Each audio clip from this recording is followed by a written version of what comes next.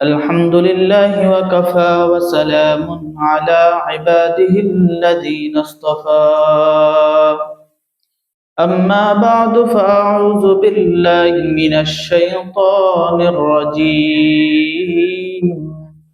بسم الله الرحمن الرحيم سبحان الذي أسرى بعبده ليلا من المسجد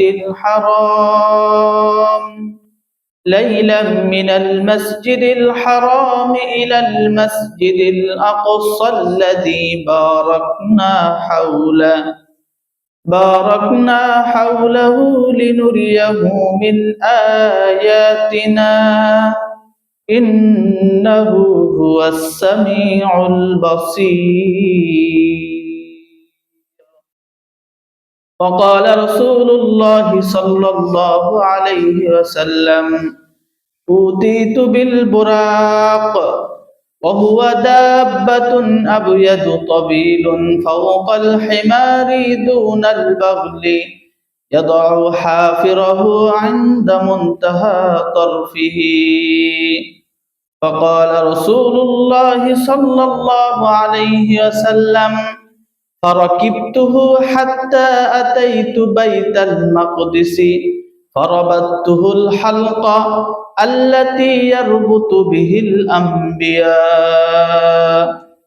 إلى آخر الحديث أو كما قال عليه الصلاة والسلام. صدق الله المولانا العظيم وصدق رسوله النبي الكريم ونحن على ذلك لمن الشاهدين والشاكرين والذاكرين والحمد لله رب العالمين. اللهم صل وسلم دائما أبدا على حبيبك خير الخلق كلهم. আলহামদুলিল্লাহ, মুআজ্জাজ মুকাররম মুসল্লিয়ান ইকরাম, সর্বোপরি আল্লাহর দরবারে লাখ কোটি শুকর যে আল্লাহ পাক রব্বুল আলামিন আমাদেরকে আবার একটা সপ্তাহ পর সুস্থতার সাথে দীর্ঘ হায়াত দান করে আবারও আল্লাহ পাক রব্বুল আলামিন আমাদেরকে জামে মসজিদের মধ্যে জুমার নামাজ আদায়ের লক্ষ্যে একত্রিত করেছেন। আল্লাহ পাকের দরবারে আমরা প্রত্যেকেই কালিমাতুশ শুকর আদায় করি, আলহামদুলিল্লাহ। গত সপ্তাহে আলোচনা করেছিলাম বিজাতিদের সভ্যতা এবং কালচার। আমরা মুসলমান হয়ে তাদের সভ্যতা আর কালচার আমরা ধারণ করতে পারি না, কারণ আমরা মুসলমান, আমাদের ধর্ম ইসলাম। সুতরাং আমরা মুসলমান হিসেবে আমরা ইসলামী সংস্কৃতি গ্রহণ করব, বিজাতিদের সংস্কৃতি গ্রহণ করব না। অর্থাৎ এক কথায় 31st নাইট যেটা অতিবাহিত হয়েছে। তো গত সপ্তাহে বলেছিলাম আজকে আলোচনা করব মেরাজ নিয়ে। তো মেরাজ কবে হয়েছে এই নিয়ে উলামায়ে কেরামের ইখতিলাফ আছে, তবে অধিকাংশ উলামায়ে কেরাম এবং নির্ভরযোগ্য সূত্র পাওয়া যায় যে মক্কা থেকে হিজরত করার 1 থেকে 1.5 বছর পূর্বে আল্লাহ রাসূলের মেরাজ হয়েছে। মক্কা থেকে হিজরত করে মদিনায় যাওয়া 1 থেকে 1.5 বছর পূর্বে আল্লাহ রাসূলের মেরাজ হয়েছে। মেরাজ এটা আরবি একটা শব্দ, মেরাজ। মেরাজ এই শব্দের অর্থ হলো সিঁড়ি, অর্থাৎ আল্লাহ তাআলা তার প্রিয় হাবিবকে জমিন থেকে আসমানে নিয়ে গিয়েছেন, এটাকেই বলা হয় মেরাজ। আমরা মুসলমান, আমাদের ধর্ম ইসলাম, সুতরাং আমরা এটা বিশ্বাস করি সশরীরে আমাদের নবী জনাবে মুহাম্মদুর রাসূলুল্লাহ সাল্লাল্লাহু আলাইহি ওয়াসাল্লামের মেরাজ হয়েছে। অনেকেই এই ধারণা পোষণ করে যে রাসূলুল্লাহ সাল্লাল্লাহু আলাইহি ওয়াসাল্লামের মেরাজ হয়েছে স্বপ্ন যুগে। না, স্বপ্ন যুগে নয়, বরং সশরীরে আমাদের নবীর মেরাজ হয়েছে। তো মেরাজের প্রথম শুরুর কিছু সফরের কথা আল্লাহ তাআলা সূরা বনী ইসরাঈলের 1 নম্বর আয়াতে মসজিদে হারাম থেকে নিয়ে মসজিদে আকসা পর্যন্ত রাসূলুল্লাহ সাল্লাল্লাহু আলাইহি ওয়াসাল্লাম গিয়েছেন, এতটুকু কথা আল্লাহ তাআলা কোরআনুল কারীমের মধ্যে উল্লেখ করেছেন। মসজিদে আকসা তথা বাইতুল মুকাদ্দাস থেকে আসমান পর্যন্ত যে সফরের কথা, এটা রাসূলুল্লাহ সাল্লাল্লাহু আলাইহি ওয়াসাল্লাম হাদিসের মধ্যে উল্লেখ করেছেন। মুসলিম শরীফের 300 হাদিস নম্বর 300, এই হাদিসের ভিতরে রাসূলুল্লাহ সাল্লাল্লাহু আলাইহি ওয়াসাল্লাম পুরো সফরের অর্থাৎ মিরাজের শুরু থেকে নিয়ে শেষ পর্যন্ত বিস্তারিত আলোচনা করেছে। মুসলিম শরীফের হাদিস নম্বর 300। তো সূরা বনী ইসরাঈল, এই সূরার 1 নম্বর আয়াতে আল্লাহ তাআলা মসজিদ হারাম থেকে নিয়ে মসজিদ আকসা পর্যন্ত যেই সফরের বিবরণ দিয়েছেন, এতটুকু আমরা আগে পড়ি, আগে বুঝি। সূরা বনী ইসরাঈল আয়াত 1, আল্লাহ তাআলা বলেন, সুবহানাল্লাযী আসরা বিআবদিহি লাইলাম মিনাল মাসজিদিল হারাম ইলাল মাসজিদিল আকসা الذي باركنا حوله لنريه من آياتنا। সুবহান অর্থ হলো পবিত্র, আল্লাহ তাআলা সমস্ত দোষ ত্রুটি অক্ষমতা থেকে পবিত্র।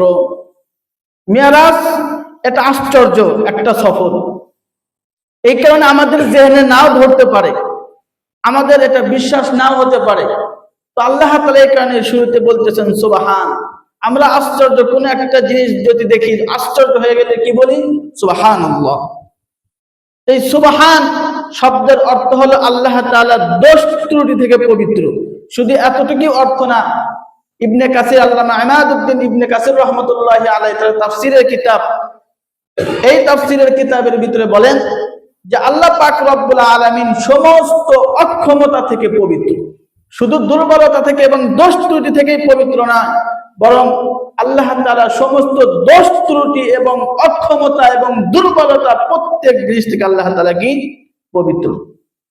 এরপর আল্লাহ তাআলা বলেন, আল্লাযী আসরা বিআবদিহি লাইলাম মিনাল মাসজিদিল হারাম, আল্লাহ পাক রব্বুল আলামিন তার প্রিয় বান্দা অর্থাৎ মুহাম্মদ সাল্লাল্লাহু আলাইহি ওয়াসাল্লামকে মসজিদ হারাম থেকে নিয়ে বাইতুল মুকাদ্দাস পর্যন্ত নিয়ে গিয়েছেন। আল্লাযী বারাকনা হাওলাহু, এরপরে আল্লাহ তাআলা বলেন ওই মসজিদে আকসা যার চতুর্পাশটাকে আমি বরকত দিয়ে পরিপূর্ণ করেছি। কেন বরকত দিয়ে পরিপূর্ণ করেছি? আল্লাহ বলেন লিনুরিয়াহু মিন আয়াতিনা, যাতে করে আমি আমার নিদর্শনগুলোকে দেখাইতে পারি আমার প্রিয় হাবিবকে। এই কারণে আমি মসজিদে আকসার চতুর্পাশটাকে আমি আল্লাহ বরকত দিয়ে পরিপূর্ণ করে দিয়েছি, পরিপূর্ণ করে দিয়েছে বরকতের মাধ্যমে। তো আল্লাযী আসরা বিআবদিহি, এখানে আল্লাহ পাক রব্বুল আলামিন আব্দুন শব্দ ব্যবহার করেছে। আব্দুন শব্দ রাসূলের ক্ষেত্রে আব্দুন শব্দ ব্যবহার করেছে, কিন্তু রাসূল শব্দ কিন্তু আল্লাহ ব্যবহার করেনি। কারণ রাসূলুল্লাহ সাল্লাল্লাহু আলাইহি ওয়াসাল্লাম তিনি সব সময় নিজেকে গোলাম হিসেবে পরিচয় দিয়েছে। কোন সময় তার ভিতর অহংকার ছিল না এবং অহংকারের ভাবও তার মধ্যে ছিল না। আব্দিয়ত তথা গোলামীর জিন্দেগি রাসূল পছন্দ করতেন। এই কারণেই তো সূরা বাকারার শুরুতেই আল্লাহ তাআলা বলেন, ওয়া ইন কুনতুম ফি রাইবিম মিম্মা নাযালনা আলা আবদিনা, যদি তোমাদের কোনো সন্দেহ থাকে এই কোরআনের ব্যাপারে, তাহলে আমি আমার বান্দা মুহাম্মাদের উপরে যে কোরআন নাযিল করেছি, এই কোরআনের সত্য থেকে সত্য একটা সূরা তোমরা নিয়ে আসো যদি তোমাদের এই কোরআনের ব্যাপারে বিন্দু মাত্র সন্দেহ থাকে। এই যে চ্যালেঞ্জ করেছেন আল্লাহ তাআলা, এই চ্যালেঞ্জের ভিতরেও আল্লাহ তাআলা আব্দুন শব্দ ব্যবহার করেছে। শুধু তাই নয়, সূরাতুল ফুরকান সূরার 1 নম্বর আয়াত আল্লাহ তাআলা বলেন, তাবারাকাল্লাযী নাযালাল ফুরকানা আলা আবদিহি লিয়াকুনা লিল আলামিনা নাযীরা। ওই বরকতময় সত্তা যে আল্লাহ পাক রব্বুল আলামিন তিনি তার ফুরকান তথা কোরআনকে নাযিল করেছেন তার বান্দা মুহাম্মদ সাল্লাল্লাহু আলাইহি ওয়াসাল্লামের উপরে। কেন?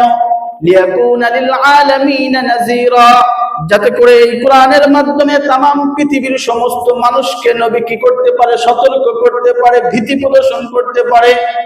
এই কারণে আল্লাহ তাআলা আব্দুন শব্দ ব্যবহার করে রাসূলের উপরে কোরআন নাযিল করেছে। যত শব্দ ব্যবহার করেছে আব্দুন শব্দ ব্যবহার করেছে।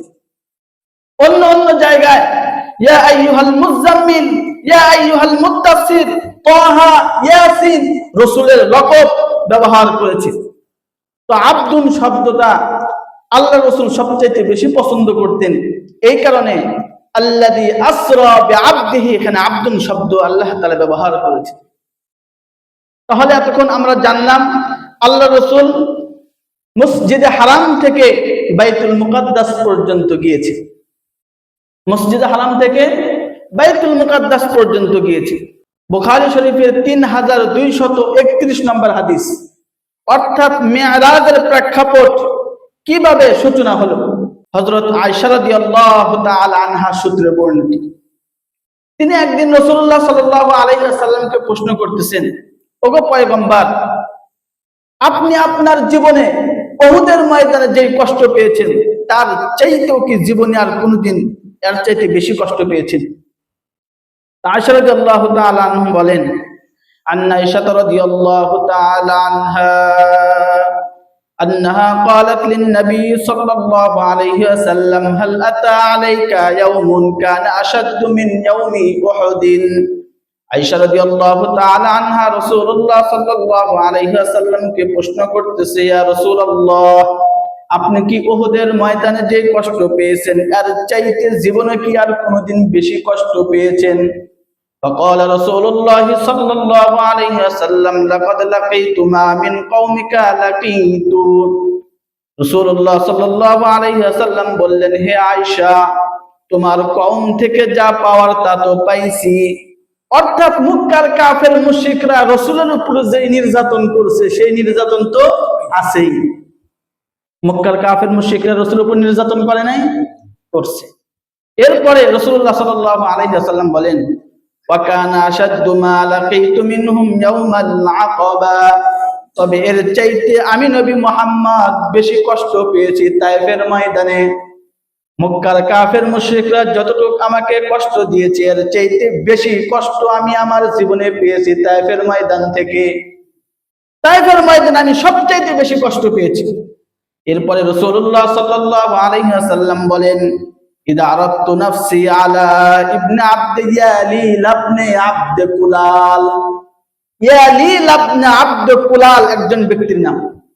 তো রাসূলুল্লাহ সাল্লাল্লাহু আলাইহি ওয়াসাল্লাম তিনি বলেন, আমি আমার পরিচয়টাকে এই তায়েফের ময়দানে যাওয়ার পর ইয়ালিল ইবনে আবদ কুলাল নামক ব্যক্তির কাছে আমি আমার পরিচয় দিলাম।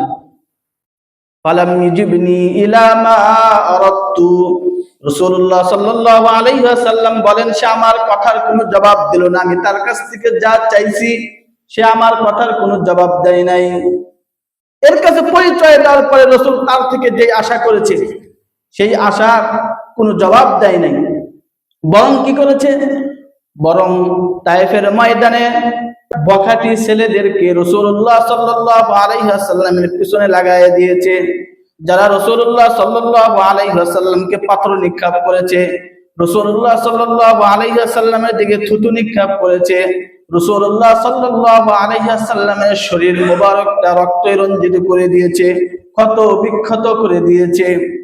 তো রাসূলুল্লাহ সাল্লাল্লাহু আলাইহি ওয়াসাল্লামের তায়েফের ময়দানে রক্ত ঝরেছে। রাসূল তার থেকে যে আশা করেছে সে জবাব তো পায় নাই, বরং উল্টা কি করেছে? এলাকার বখাটে ছেলেদেরকে রাসূলের পিছনে লাগাইয়া দিয়েছে।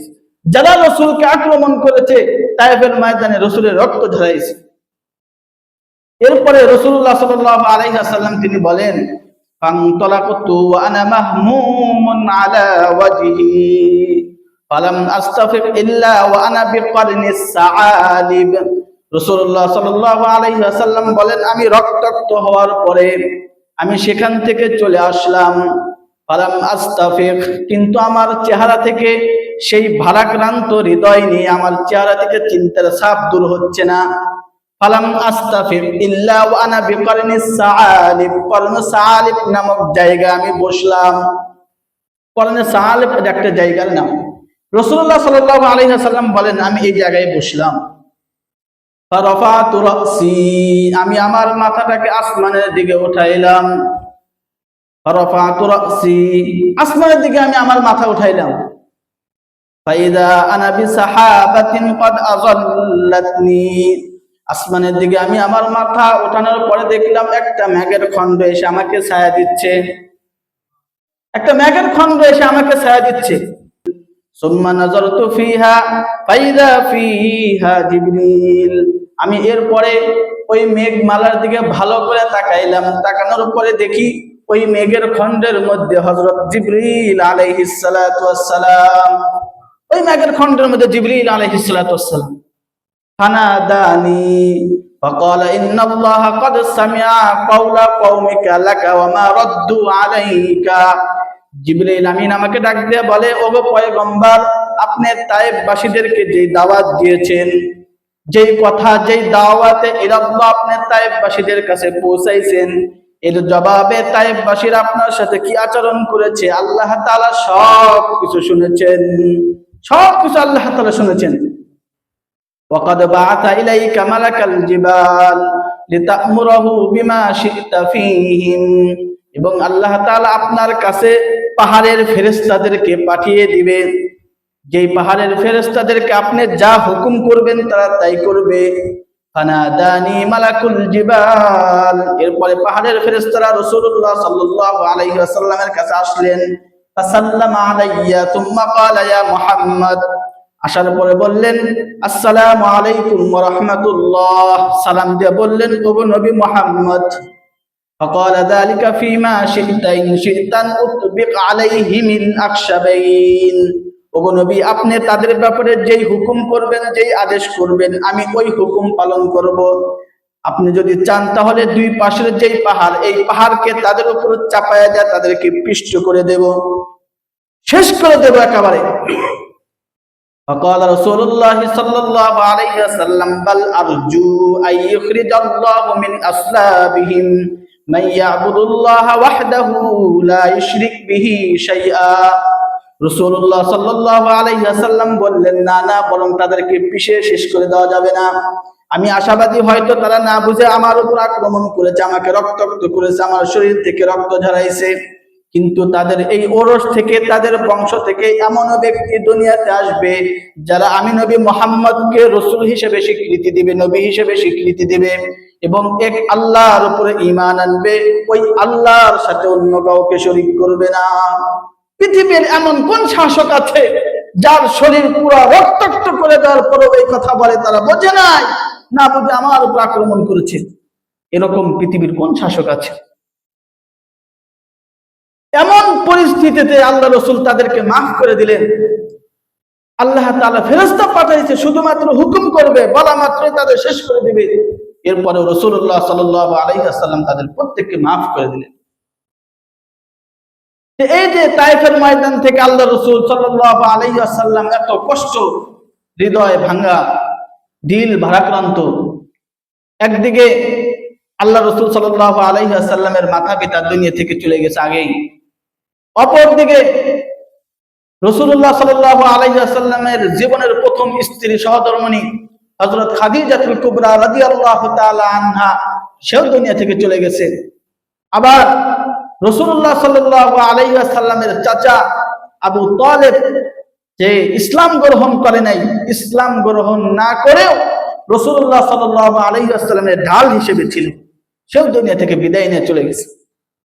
যে আবু তালেব রাসূলুল্লাহ সাল্লাল্লাহু আলাইহি ওয়াসাল্লামকে শিআবে আবি তালেবের ভিতরে 3টা বছর যাবত বন্দী করে রাখা হয়েছিল। যে 3টা বছর রাসূলুল্লাহ সাল্লাল্লাহু আলাইহি ওয়াসাল্লামের কাছে কোনো খানা পৌঁছানো হয় নাই, গাছের পাতা খেয়ে পায়খানাগুলো ছাগলের যেই পায়খানার মতো হয়ে গিয়েছিল, মানুষের পায়খানা, রাসূলের পায়খানা হয়ে গিয়েছিল সেই ছাগলের পায়খানার মতো। এইভাবে তাদেরকে বন্দী করে রাখছে। সেই বন্দিশালার ভিতরেও আবু তালেব রাসূলের সাথেই ছিল। এইভাবে ঢাল হিসেবে থাকতো, কোনো দিক দিয়ে রাসূল যাতে আক্রান্ত না হয় কাফের মুশরিকদের থেকে।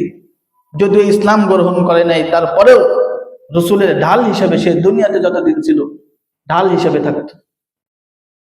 তো আল্লাহ রাসূল সাল্লাল্লাহু আলাইহি ওয়াসাল্লাম তার আপন যে কাছের লোকদের হারাইলেন, তারা সব দুনিয়া থেকে চলে গেল। আবার তায়েফের ময়দানে গিয়ে রক্তাক্ত হইল। এরপরে রাসূলের দিল ভাঙা। এমন সময় আল্লাহ তাআলা তার প্রিয় হাবিবকে দুনিয়ার বুক থেকে টান দিয়ে আসমানে উঠাইছে। আস্তে আস্তে মেরাজের প্রেক্ষাপট তৈরি হলো। বুখারী শরীফের 349 নম্বর হাদিস, আবু যর রাদিয়াল্লাহু তাআলা আনহু সূত্রে বর্ণিত, তিনি বলেন, কান আবু যররিন ইউহাদ্দিসু আন্না রাসূলুল্লাহি সাল্লাল্লাহু আলাইহি ওয়াসাল্লাম, আবু যর রাদিয়াল্লাহু তাআলা আনহু সূত্রে বর্ণিত, তিনি বলেন, রাসূলুল্লাহ সাল্লাল্লাহু আলাইহি ওয়াসাল্লাম তিনি বলেছেন, ফুরিজান সাকফি বাইতি ওয়া আনা বি মক্কা, আমি মক্কার মধ্যে ঘুমন্ত অবস্থায় ছিলাম, এমন অবস্থায় আন সাকফি বাইতি, হঠাৎ করে উপর থেকে ছাদ ফাঁকা হয়ে গেল। ফুরিজান সাকফা বাইতি, ঘুমিয়ে আছি, হঠাৎ করে দেখো উপরে ছাদ ফাঁকা হয়ে গেল। ফানাজালা জিবরিল, অতঃপর জিবরিল দরজা দিয়ে না আসে ওই ছাদ দিয়ে আমার কাছে আসলো। ফুরিজান সাকফি বাইতি ওয়া আনা বি মক্কা, আমি ওই সময় মক্কায় ছিলাম। সুম্মা গাসালা বিমাই যামযাম ফাফারাজা আন সাদরি, সুম্মা গাসালা বিমাই যামযাম, অতঃপর রাসূলুল্লাহ সাল্লাল্লাহু আলাইহি ওয়াসাল্লাম তিনি বলেন, আমার সিনাকে চাক করা হলো। আরবিতে বলা হয় শাক্ক সদর, আর উর্দু এবং ফার্সিতে বলা হয় সিনা চাক, আর ইংলিশে বলা হয় ওপেন হার্ট সার্জারি। যেখান থেকে আজ পৃথিবীর সমস্ত ডাক্তাররা কি করে, ওপেন হার্ট সার্জারি করে, এখান থেকে। তো রাসূলুল্লাহ সাল্লাল্লাহু আলাইহি ওয়াসাল্লাম তিনি বলেন, জিবরিল আমিন দরজা দিয়ে না এসে ছাদ দিয়ে আসমানের দিকে ছাদ ফাঁকা হয়ে গেল, ওখান দিয়ে আসলো। এর মানে আজকে যা কিছু হবে সব উল্টা, যা কিছু হবে সব হবে আজকে দুনিয়ার বাইরে উল্টা খেলা হবে আজ। সুম্মা গাসালাহু বিমাই যামযাম, অতঃপর জমজমের পানি আনা হলো। সুম্মা জাআ বিতাসতিম মিন যাহাবিন মুমতালিন হিকমাতাও ওয়া ঈমানা, এরপরে স্বর্ণের পাত্র আনা হলো, যেই স্বর্ণের পাত্র ভরপুর ঈমান এবং হিকমত। ফাআফরাগাহু ফি সাদরি সুম্মা আতবাকাহু, রাসূলুল্লাহ সাল্লাল্লাহু আলাইহি ওয়াসাল্লাম বলেন, এরপরে ওই স্বর্ণের পাত্র ভরা ঈমান এবং হিকমতকে আমার দিলের ভিতরে ঢেলে দেওয়া হলো, আমার সিনার ভিতরে ঢেলে দেওয়া হলো। ফাআফরাগাহু ফি সাদরি সুম্মা আতবাকাহু, এরপরে আমার সিনাটাকে আবার আগের মতো ফিরিয়ে দেওয়া হলো। সুম্মা আখাযা বিয়াদি, এরপরে জিবরাইল আমিন আমার হাত ধরল। সুম্মা আরাজা বি ইলা সামাঈদ দুনিয়া, এরপরে জিবরাইল আমাকে নিয়ে দুনিয়ার আসমানের দিকে রওনা হলো। তাহলে এখানে যে অবস্থা ঘটলো, রাসূলুল্লাহ সাল্লাল্লাহু আলাইহি ওয়াসাল্লাম মক্কায় শুয়ে আছে। হাদিসের মধ্যে পাওয়া যায়, ইখতিলাফ আছে, কোন কোন ঐতিহাসিক গ্রন্থরা বলেন ওই দিন হুজুর সাল্লাল্লাহু আলাইহি ওয়াসাল্লাম তার চাচাতো বোন উম্মে হানির ঘরে ছিলেন। আবার কেউ কেউ বলতেছে না, ওই দিন রাসূলুল্লাহ সাল্লাল্লাহু আলাইহি ওয়াসাল্লাম শিয়াবে আবি তালিবের মধ্যে ছিল। আবার কেউ কেউ বলতেছে ওই দিন রাসূলুল্লাহ সাল্লাল্লাহু আলাইহি ওয়াসাল্লাম হাতিমের মধ্যে ছিল। তবে যাই হোক, ওই দিন রাসূলুল্লাহ সাল্লাল্লাহু আলাইহি ওয়াসাল্লাম কোথায় ছিল? মক্কায় ছিল। তো জিবরাইল আমিন আসলো, ছাদ ফাঁকা হয়ে গেল। আসার পরে সিনা চাক করলো, চাক করার পরে ঈমান এবং হিকমত দ্বারা ভরপুর একটা পাত্র আনলো, যা তার সিনার ভিতর ঢেলে দেওয়া, সিনাটাকে কি করে দিল, সেলাই করে। তারপরে জিবরাইল আমিন তার হাত ধরে আসমানের দিকে চলে গেল। তো কিভাবে গেল, আরো বিস্তারিত মুসলিম শরীফের 300 হাদিস নাম্বার 300, এই হাদিসের ভিতর বিস্তারিত বলেছেন। قال رسول الله صلى الله عليه وسلم, আবু হুরায়রা রাদিয়াল্লাহু তাআলা আনহু সূত্রে বর্ণিত, রাসূলুল্লাহ সাল্লাল্লাহু আলাইহি ওয়াসাল্লাম বলেন, উতিতু বিল বুরাক, আমার কাছে বুরাক আনা হলো। ওহুয়া দাব্বাতুন, বুরাক হলো 4 পা বিশিষ্ট একটা প্রাণী। ওহুয়া দাব্বাতুন আবিয়াদু তাবিলুন ফাওকাল হিমারি দুনাল বাগলি, যেই প্রাণীটা গাধার চাইতে একটু বড়, খচ্চরের চাইতে একটু ছোট, এমন একটা প্রাণী আমার কাছে আনা হলো। ইয়াদাউ হাফিরাহু ইনদা মুনতাহা তারফিহি, যেই বুরাক তার দৃষ্টি যত দূর পর্যন্ত যায় সেখানে তার পা ফেলে, অর্থাৎ তার দৃষ্টি যত দূর যায় সেখানে তার পা ফেলে। ইয়াদাউ হাফিরাহু ইনদা মুনতাহা তারফিহি, فقال رسول الله صلى الله عليه وسلم فركبته, রাসূলুল্লাহ সাল্লাল্লাহু আলাইহি ওয়াসাল্লাম তিনি বলেন, আমি এই বুরাকের উপরে উঠলাম। ফারাবাতুহু হাত্তা আতাইতু বাইতুল মাকদিস, আমি এখানে উঠলাম, এই বুরাক ওঠার পর আমি সওয়ার হলাম, এক পর্যায়ে আমি বাইতুল মুকাদ্দাসে গেলাম। যাওয়ার পরে ফারাবাতুহুল হালকা, আমি এই বুরাকটা বেঁধে রাখলাম, আল্লাতী ইয়ারবুতু বিহিল আম্বিয়া, এমন একটা খুঁটির সাথে বাঁধলাম যেই খুঁটির সাথে ইতিপূর্বে যত আম্বিয়া ইকরাম আসছিল তারা তাদের জন্তু যানবাহন ওই খুঁটির সাথে বেঁধে রাখলো, বেঁধে রেখেছে, আমি ওই খুঁটির সাথে বাঁধলাম। আল্লাতী ইয়ারবুতু বিহিল আম্বিয়া, যেই খুঁটির সাথে পূর্ববর্তী যত আম্বিয়া ইকরাম নবীরা এসেছে তারা তাদের সেই জন্তুকে, তাদের সেই যানবাহনটাকে ওই খুঁটির সাথে বেঁধেছে। তুম্মা দাখালতুল মসজিদ, এরপর আমি বাইতুল মুকাদ্দাসে ঢুকলাম। ফাসাল্লাইতু ফীহি রাকাতাইন, সেখানে আমি 2 রাকাত নামাজ আদায় করলাম। তুম্মা খারাজতু মিনাল মসজিদ, এরপর আবার মসজিদ থেকে বের হলাম। তুম্মা জাআনি জিবরিল আলাইহিস সালাতু ওয়াস সালাম, এরপরে দেখলাম জিবরাইল আমিন আমার কাছে এসেছে। বিইনাইম মিন লাবানিন ওয়া ইনাইম মিন খামরিন, শরাবের এক পাত্র এবং দুধ ভরা একটা পাত্র, 2টা পাত্র নিয়ে আমার কাছে এসেছে। ফাখতারতুল লাবানা, রাসূলুল্লাহ সাল্লাল্লাহু আলাইহি ওয়াসাল্লাম তিনি বলেন আমি দুধের পাত্রটাই গ্রহণ করলাম। ফাকালা জিবরিল আলাইহিস সালাতু ওয়াস সালাম ইখতারাতাল ফিতরা, রাসূলুল্লাহ সাল্লাল্লাহু আলাইহি ওয়াসাল্লাম বললেন আপনি আপনার ফিতরতকেই বেছে নিয়েছেন। অর্থাৎ মানুষ দুনিয়াতে আসার পরে কি খায়? দুধ, দুধ পান করে। মানুষ দুনিয়াতে আসার পরে দুধ পান করে, অন্য কোনো খাদ্য খাইতে পারে না। এখানে জিবরাইল বলতেছে আপনি আপনার ফিতরতকেই বেছে নিয়েছেন। এরপরে জিবরাইল আমিন সেখান থেকে তাকে নিয়ে প্রথম আসমানে চলে গেল। প্রথম আসমানে যাওয়ার পরে তুম্মা আরাজা বিনা ইলাস সামা, জিবরাইল আমিন তাকে নিয়ে আসমানে প্রথম আসমানে চলে গেল। প্রথম আসমানে যাওয়ার পরে জিবরাইল আমিন দারোয়ানকে বলল দরজা খোলো। জিবরাইল আমিনকে প্রশ্ন করতেছে তুমি কে? বলে আমি জিবরিল। তোমার সাথে কে? মুহাম্মদ। তোমাকে কি তাকে আনতে পাঠানো হয়েছিল? বলে হ্যাঁ, আমাকে মুহাম্মদকে আনতে পাঠানো হয়েছিল। দরজা খুলে দেওয়া হলো। দরজা খোলার পরে সর্বপ্রথম দেখা হয় হযরত আদম আলাইহিস সালাতু ওয়াস সালাম।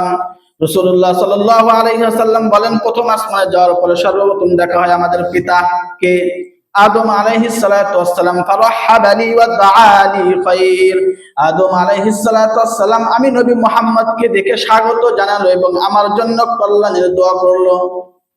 এরপরে সেখান থেকে আবার দ্বিতীয় আসমানের দিকে রওনা হলাম।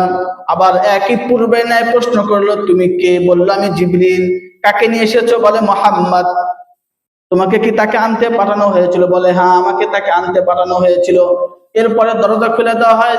দ্বিতীয় আসমানে দেখা হয় হযরত ঈসা এবং ইয়াহইয়া আলাইহিস সালাতু ওয়াস সালাম।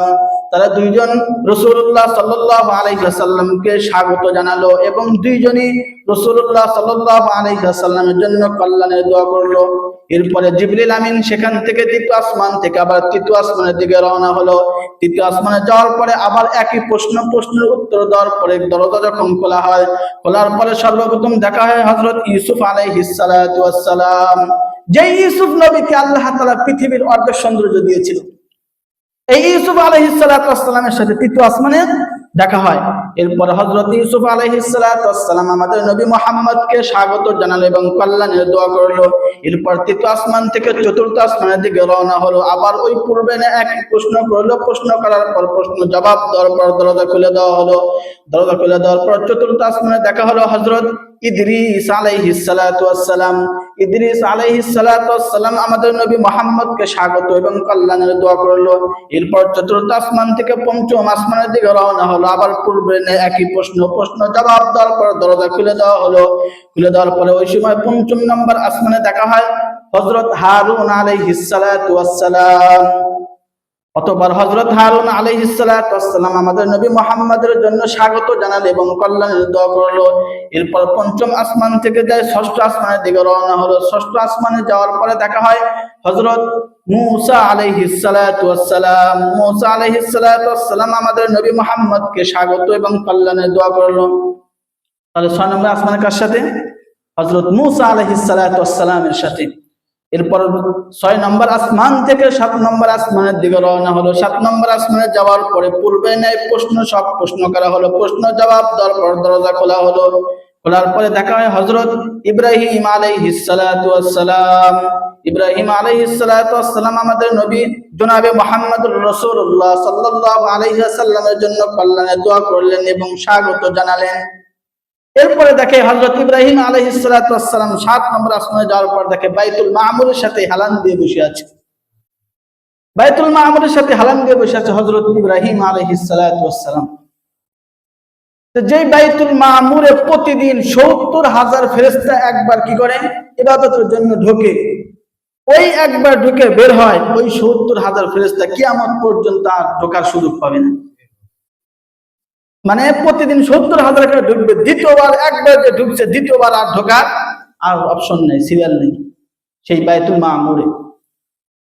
এরপরে সেখানে আছে একটা বড়ই গাছ, সিদরাতুল মুনতাহা, ইনদা সিদরাতিল মুনতাহা, সূরা নাজিমের ভিতরে আসছে। এই সিদরাতুল মুনতাহা অর্থাৎ বড়ই গাছ একেবারে শেষ পর্যন্ত, শেষ সীমানা, যার পরে আর আমাদের নবী ছাড়া কেউ যায় নাই। এই বড়ই গাছের ব্যাপারে রাসূলুল্লাহ সাল্লাল্লাহু আলাইহি ওয়াসাল্লাম বলেন, এই বড়ই গাছের পাতা হলো হাতির কানের মতো, আর এই ফলগুলো হলো মটকার মতো, গুড়ের মটকা। আপনারা কি দেখেছেন বড় বড় গুড়ের যে মটকা? এই ফলগুলো হলো এই মটকার মতো, আর এই এই গাছের পাতাগুলো হাতির কানের মতো। এরপর তারপরে সেখান থেকে চলে গেল হুজুর সাল্লাল্লাহু আলাইহি ওয়াসাল্লাম, জিবরাইল আমিন সেখানে তার যাওয়া শেষ। এরপর আর তার অনুমতি নেই। আল্লাহ তাআলার কাছে যাওয়ার পরে আল্লাহ তাআলা রাসূলকে বললেন, তুমি আমার জন্য কি এনেছো? রাসূলুল্লাহ সাল্লাল্লাহু আলাইহি ওয়াসাল্লাম বললেন, তিনটা জিনিস আপনার জন্য এনেছি। 1 নম্বর আত-তাহিয়াতু লিল্লাহ, 2 নম্বর আস-সালাওয়াতু ওয়াত-তাইয়্যিবাত, 2 নম্বর ওয়াস-সালাওয়াত, 3 নম্বর ওয়াত-তাইয়্যিবাত। কি বললেন? তিনটা হাদিয়া আপনার। আত-তাহিয়াতু লিল্লাহ, ওয়াস-সালাওয়াত, ওয়াত-তাইয়্যিবাত, এই তিনটা উপঢৌকন আল্লাহ আমি আপনার জন্য এনেছি। আল্লাহ তাআলা বলেন, আমি তোমাকে তিনটা উপঢৌকন দেই। আসসালামু আলাইকা আইয়ুহান নাবিয়্যু ওয়া রাহমাতুল্লাহি ওয়া বারাকাতুহু। এই তিনটা উপঢৌকন আমি তোমাকে দিলাম। নবী কয়, আমি একা উপঢৌকন নেব না, আমি একা কেমনে নেব, আমার সাথী আমার উম্মতের জন্য কিছু দেন। এরপর আল্লাহ তাআলা বলে, আসসালামু আলা ইবাদিল্লাহিস সালিহিন। এরপরে পাশে ফেরেশতারা, তাদেরকে আল্লাহ তাআলা বলে, তোমরা কি শোনো নাই? হ্যাঁ শুনেছি। তো সাক্ষ্য দাও। শুনতো, সাক্ষ্য দাও। সাক্ষ্য দেয়, আশহাদু আল্লা ইলাহা ইল্লাল্লাহু ওয়া আশহাদু আন্না মুহাম্মাদান। মুহাম্মদ থেকে যায়। তারপরে বলো, তারপরে কি বলবে? ওয়া রাসূলুহু আবদুহু, নাকি ওয়া আবদুহু ওয়া রাসূলুহু? কোনটা বলবে? আবদুন শব্দ বলবে নাকি অন্য কিছু বলবে? আল্লাহ তাআলা বললেন, আবদুন শব্দ বলো, কারণ রাসূল আবদিয়তকে পছন্দ করে। আশহাদু আল্লা ইলাহা ইল্লাল্লাহু ওয়া আশহাদু আন্না মুহাম্মাদান আবদুহু ওয়া রাসূলুহু, কারণ ওই যে প্রথমেই বলেছি সুবহানাল্লাযী আসরা বিআবদিহি, এখানে আল্লাহ তাআলা আবদুন শব্দ ব্যবহার করেছে। কেন? কারণ রাসূলুল্লাহ সাল্লাল্লাহু আলাইহি ওয়াসাল্লাম তিনি তার জিন্দেগিতে আবদুন শব্দটাকে বেশি পছন্দ করতেন। অর্থাৎ রাসূল জীবনে তার গোলামিয়াত জিন্দেগিটাকে বেশি পছন্দ করতেন, অর্থাৎ কোনো অহংকার তার ভিতরে ছিল না। আর সফরের মধ্যে বিস্তারিত জান্নাত দেখছেন, জাহান্নাম দেখছেন, অনেক লম্বা সফর। সফর করার পরে আসার পরে আল্লাহ রাসূল সাল্লাল্লাহু আলাইহি ওয়াসাল্লাম সকালবেলা হাতিমের ভিতর মসজিদে হারামের সামনে বসা, আবু জেহেল আসছে যে, ভাতিজা কোনো খবর আছে নাকি? হ্যাঁ খবর আছে। কি খবর? গত রাতে তো মেরাজে গেছিলাম, আসমান, সেই 7 আসমান জমিন পার দিয়ে জান্নাত জাহান্নাম সবকিছু দেখে আসছি। আবু জেহেল কয়, ভাতিজা সত্যি বলতেছে তো? এই কথা লোকজনের সামনে বলতে পারবা তো? হ্যাঁ সমস্যা নেই। আবু জেহেল বের হয়েছে যে মোহাম্মদ ভাতিজা আজকে পাগল হয়ে গেছে, কি যে কয় ভাতিজা আছে। বের হয়েছে মানুষজনকে বলার জন্য। কিছু দূরে যাওয়ার পরে সর্বপ্রথম দেখা হয় আবু বকর সিদ্দিকের সাথে। বলে, আবু বকর তুমি কি শুনছো তোমার বন্ধু কিন্তু পাগল? কি বলে জানো? কয় না। তোমার বন্ধু বলতেছে গত রাত্রে নাকি আসমান 7 আসমান, জান্নাত জাহান্নাম ফুলসিরাত সবকিছু দেখে আসছে। এটাকে তুমি বিশ্বাস করো? আবু বকর সিদ্দিক বলে, হ্যাঁ, যদি রাসূল বলে থাকে, মুহাম্মদ যদি বলে থাকে, তাহলে আমি অবশ্যই বিশ্বাস করি, আর কোনো সন্দেহ আমার ভিতরে নাই। ওই দিন থেকে তার নাম হয় সিদ্দিক আকবর, সিদ্দিক সত্যবাদী।